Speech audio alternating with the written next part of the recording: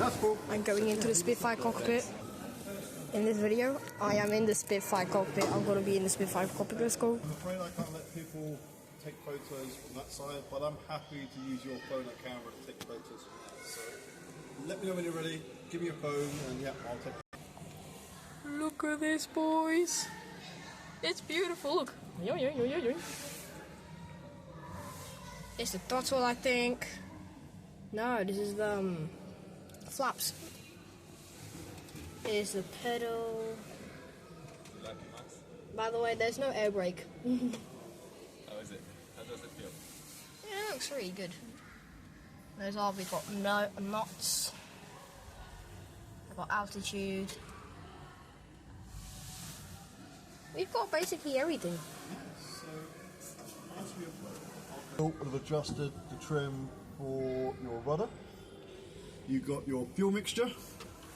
You got your variable propeller pitch. So think of this like a gear shift in a car. Yeah. This would change the positions, the angles of the blades. So depending on how much power you're using, you can change the position of the blades so you won't lose speed out of them as they're spinning round. So these are what's called constant speed propeller.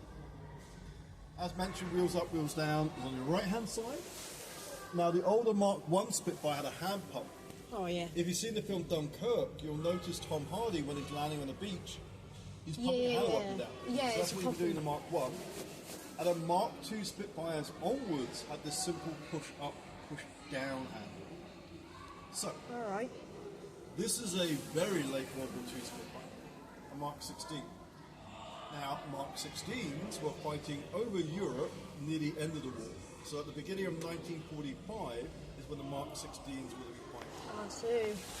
These were fighter bombers. So job of the airplane is going to be ground attacks, close air support looking after the infantry, search and destroy, so looking for anything moving, enemy upon the ground, so trucks, trains, armored vehicles. Alright. So Mark 16s were fighting near the end of the war over Europe, as mentioned. So these will be taking up and landing from forward airfields just behind the front lines. Alright. This Mark 16 you're sitting in was built about 3 weeks before Germany surrendered. This airplane didn't get to fight in World War II. So this Mark 16, after the war, is used to train fighter pilots to teach them how to fight. 1949, it's here at Hendon, when Hendon is still an airfield. Became the leader of fighter commands posted around back. So pretty important, high-ranking officer. He was head of all the fighter pilots back then. Okay. His name was Sir William Elliot, and because of how important he was, this airplane was painted white for him. So everyone knew who he was when he was flying around. Oh yeah, because there's a white version of it. So yeah, pretty important officer. Now, the last time this airplane flies, back in 1954, is used to train mechanics and ground crews to teach them how to repair the craft correctly. 1956, this was turned into a monument. It's living outdoors in front of an airfield called Turnhouse in Edinburgh. Because it lived outdoors, it was painted with gloss colour to protect it from the weather. One or two things are missing from the cockpit, so a few things had to be taken out, had to be added, had to be replaced as well. 1,054 Mark 16s were built. The engine is an American-built Merlin. It's built by Packard. Now, Packard were building Merlins for a Mustang. Late in the war, they were able to send some of the engines they built here to the UK. Packard builds something like 60,000 Merlins. So, the horsepower, 1,720. You have That's a impressive. two-stage supercharger as well. So flying straight and level, you're looking at a top speed of about 405 miles per hour. The older Mark 1 Spitfire at the start of the war, you're looking at a top speed of about 354 miles per hour, so about 50 miles per hour faster. Okay. In front of you, you carry here about 98 gallons of fuel. You can fly up to 430 miles. It's from point A to point B, so not back again. When actually fighting in the air, you're lucky to get over 45 minutes of fighting time before you had to head back home. So not a lot of time in the air. Now, late war Spitfires like this one can carry a drop tank called a slipper tank. So the drop tank is going to fit between the wings, flat against the belly. It's a curve-shaped box. You can carry different sizes. So with a 90-gallon tank of fuel underneath you, you've got about maybe another hour and a half of extra flight time. Okay. Normally, you carry 2 small bombs, one under each wing. Instead of the drop tank, you can carry a larger bomb beneath you. And the button you want to push the drop bomb is inside the throttle handle. So that there is what you want to push to drop the bombs. So you're going to be flying above the target about 5,000 feet, and you're going to go into a shallow dive. Not like a dive bomber, like a Stuka. So Yeah, Stuka on straight J87. down. So you're only pushing your stick a little bit forward. You are going to put your feet on the top parts of the pedals. So when you're going into a dive, place your feet there to slow the blood rushing down to your body, down to your feet, hopefully slowing the blood down enough to stop you feeling the effects of G-force in the body. Yeah, When you're about 4,500 feet, you want to drop the bombs and then pull back up again. Okay. So fire your guns. Yeah, gunfire buttons on the stick, on the yoke. Alright. Not a lot of ammunition. Your guns can get too hot, they can jam, they'll stop firing. Yeah. You only want to hold the button down for a few seconds for each shot. What And then to aim your guns, this is your gun sight. Called a refractive, or known as a reflective gun sight. It's sadly missing a light, but I have a torch on my phone, so give me one moment, let me turn my torch on, and you can see the crosshairs lit up. So hopefully, you can see, you're not too low in the sea, so you want to look in the square, you want to take a photo of it, yep, go ahead. You should see a circle, a dot, and then 4 lines going up and down, left and right. Now the dot is where the guns will meet into a point in front of the airplane. Circle and lines you would use to judge how far away you are. You'll know you're close enough to shoot down a plane once you get it in between the 4 lines.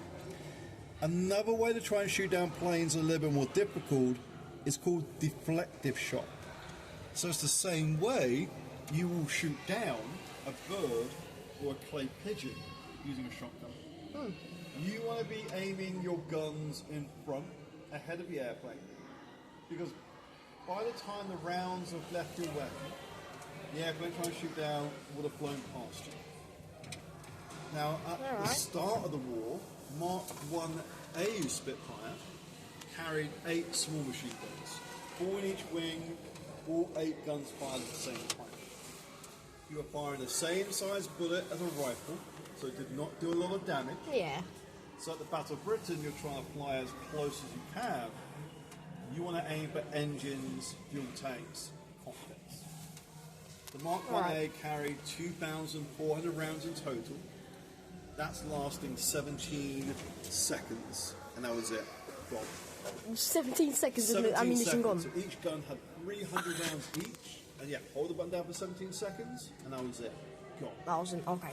Low on fuel, out of ammunition, return home, refuel, rearm. Now the Mark 16, you may have noticed, got 2 different guns in each wing. Yeah. So now you have a 20mm cannon, that's the long gun. Next to it, the smaller, stubbier gun is a 50 caliber machine gun, so a heavy machine gun. These do more damage, but because the ammunition and the weapons are bigger and heavier, you carry less ammunition. Alright. So, cannons. They carry 120 rounds each. That's lasting 10 seconds. Your 50 calibers, they both carry 250 rounds each, lasting for about 15 seconds. You could choose to fire just a cannon or just the 50 calibers, and you could fire all 4 guns if you wanted to as well. Alright. Now, the wingtips, have a look. You can see they're missing the curve shape. They'll be what's called cut or clipped. And this is done on purpose. Because you're a fighter bomber, you're flying lower than normal. To help you fly better low, the wings are flat to help you roll the plane from side to side a little bit faster. So that's why the tips are missing on this bit. They weren't many, they were a few high altitude Spitfires. So they had their wings stretched out further to a point to give them better lift. The high altitude Spitfire had a pressurized cockpit so the pilot could fly out. Hi there, please don't, thank you. Now, the danger, so the last one to talk about, bailing out of a fighter plane like this. So, something going wrong, you have to bail out. You're going to have your door closed, bubble canopy closed, and you want to be at about 10,000 feet. So when you do bail out, you have enough time for the hand of your parachute to deploy. Now the fighter pilot, you're sitting on top of your parachute. Okay. Now you're wearing an oxygen mask, you're wearing a seatbelt, so take those off. The trim for your elevators, you want to push this forward. You are going to then stretch out your legs and dip the nose down. When the canopy was closed, you would have had a red rope here. That's going to undo the bolts that hold the canopy to the plane, so you will have to pull that and you have to push the canopy off. When you've done that, roll the plane upside down. You are going to drop out, and because you set the big wheel, the trim wheel forward, what's going to hopefully happen as long as the elevators have not been severely damaged, you'll drop out as the airplane slowly flies away from you as well. Now, there are other ways to bail out, but the danger of you flying straight and jumping out of any fighter plane is hitting the town. Yep.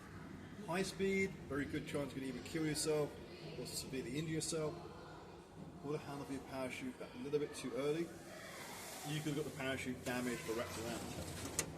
So I have read, I think this is a statistic for all fighter airplanes, so you're looking at a 60% success rate bailing out most fighter planes. You're looking at either 20% chance of being killed or severely injured.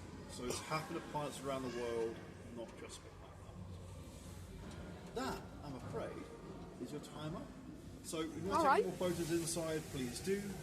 When you're ready, place both hands on top here and then pull yourself up. Alright. Damn, this is pretty cool. Keys. They got the hot oxygen. They got the throttle, I think. Steering, fire, and the safe. We got the knots, we got the altitude right there, yep. And we got the rolls. This